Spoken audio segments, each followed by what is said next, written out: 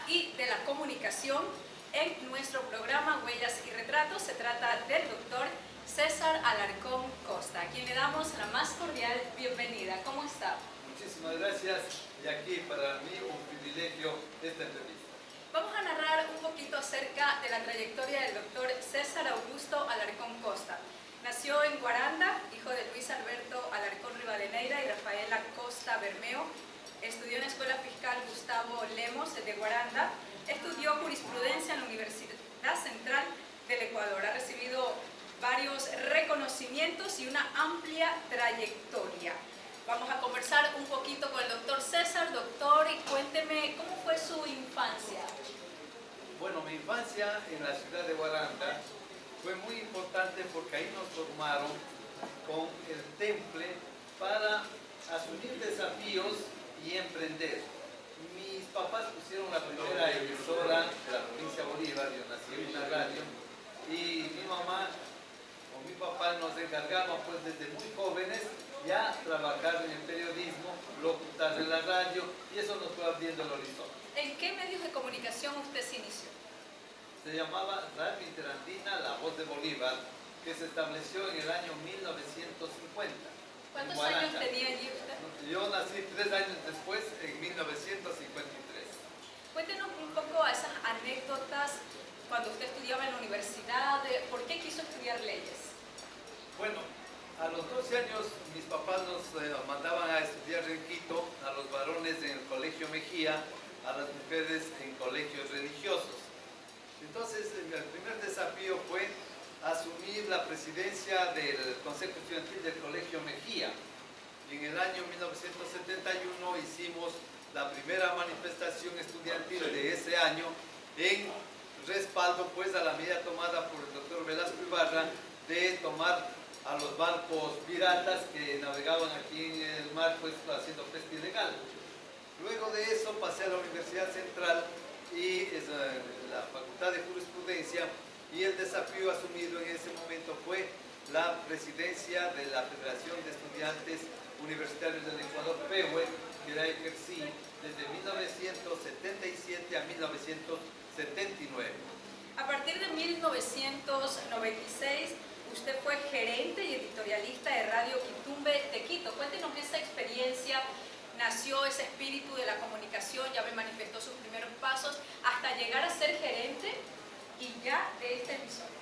Efectivamente, con esa trayectoria y ese ejemplo de mis papás, en 1995 se adquirió la radio, inicialmente se llamaba HIT, luego le pusimos el nombre de Quitumbe, y en esa emisora se daba 24 horas de música nacional ecuatoriana, de todas las provincias, de todas las regiones, con todos los ritmos, porque lo que había que recuperar es el sentimiento patriótico.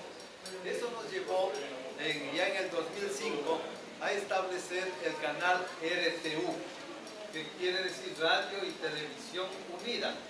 Entonces, igualmente ha sido un canal en el que desarrollamos apoyo a la cultura nacional, a la música, y hemos hecho periodismo también. ¿Cómo ve el periodismo actual, a diferencia de los años cuando usted ejercía un poco más y era gerente en la radio? Los medios de comunicación se han modernizado, pero lo importante es el periodismo necesita un criterio orientador, y ese criterio orientador tiene que ser la edificación de una patria de emprendedores, no de la queja, no del lamento, no de las tragedias, no de la crónica roja, sino más bien un periodismo que eleve y proyecte las iniciativas de emprendimientos en el campo, en la ciudad, en la artesanía, en todos los ámbitos, de tal manera que el Ecuador sea un Ecuador emprendedor. Es lo único que libera a los pueblos y les proyecta hacia el futuro. Cuéntenos un poco la labor que usted ha realizado, porque lideró la marcha Paz con Dignidad, Soberanía en el Amazonas, realizada contra el nulo protocolo de Río de Janeiro, en defensa, ¿no?, de la integridad de nuestro territorio. Efectivamente, en 1995 hubo la guerra del Cenepa. Esa fue una guerra en la que, en el combate aéreo que se produjo sobre los territorios orientales, el Ecuador tuvo la primera victoria de combate aéreo en Latinoamérica. destacar. El Perú empezó ya a retirarse y luego vinieron las negociaciones. En ese lapso ya estaba de presidente Yamil Mahuad, se acercaba ya la firma del pacto definitivo y entonces nosotros hicimos, jóvenes patriotas en esa época, una marcha desde Huaquillas hasta Quito, 700 kilómetros a pie, fuimos recibidos por el Congreso Nacional. ¿Qué exigíamos nosotros? Que en la firma del acuerdo se consagre la soberanía del Ecuador en el Amazonas. ¿Cómo ve el escenario político actual? En el momento actual hay incertidumbre, no hay claridad todavía, obviamente estamos en un proceso inédito, nunca había habido la muerte cruzada en nuestra historia, pero es necesario distinguir entre los candidatos quién propone, primero, que haya seguridad, que haya mano dura contra la corrupción y que el proyecto educativo eleve y forme estudiantes emprendedores. Es decir, lo que necesitamos es un proyecto de Ecuador hacia el futuro, no de intercambio de insultos, no, eso no nos lleva a ninguna parte. Necesitamos un Ecuador con una nueva visión, con nueva mentalidad. ¿Qué opina de Manabí? Manabí ha sido una tierra legendaria, la cultura manta, muy emblemática en el desarrollo histórico, y es eso lo que tenemos que recuperar. ¿Quién dio el salto en la historia nacional? Fue Eloy Alfaro, un manabita. Él fue el que unió, mediante la línea férrea, la costa con la sierra. Y es esto lo que necesitamos. Nuevos liderazgos, pero con visión constructiva, positiva, que fomente la inversión, el trabajo, la creatividad. Es necesario entonces un Manabí encarnado, inspirado, iluminado con esa llama liberal de Eloy Alfaro. ¿Cómo se considera usted como ser humano? Como ecuatoriano primero, como bolivarense, yo soy nacido en la ciudad de Guaranda, me considero que a lo largo de la vida hemos contribuido precisamente a desarrollar este pensamiento emprendedor.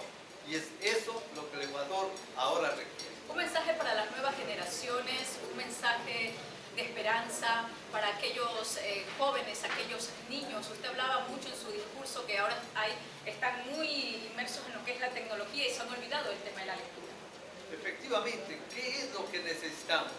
Que en cada niña y en cada niño se encarne y vibre el espíritu de sus ancestros. Solo de esa manera el ser humano se convierte en un verdadero guerrero constructor que desafía las adversidades y vence las dificultades, pero que hay que desarrollar la mentalidad emprendedora, no la mentalidad de los empleaditos que buscan una jubilación y quedarse tranquilos, apacibles. No, lo que necesitamos es jóvenes, creativos, que hagan de la tecnología instrumentos para emprender, para dar iniciativas, para fomentar la producción, para elevar los elementos que tenemos como el turismo. Todo eso necesitamos con una juventud con mentalidad emprendedora. Muchísimas gracias, doctor. Espero tenerlo en una próxima oportunidad, una entrevista más desarrollada. Así que ha sido un gusto y saludos siempre y un abrazo. Para mí. Muchas gracias. Gracias, amigos. Esta ha sido una pequeña entrevista con el doctor César Alarcón Costa y vamos a tener, por supuesto, una segunda parte próximamente. Así que pasen bien, un fuerte abrazo.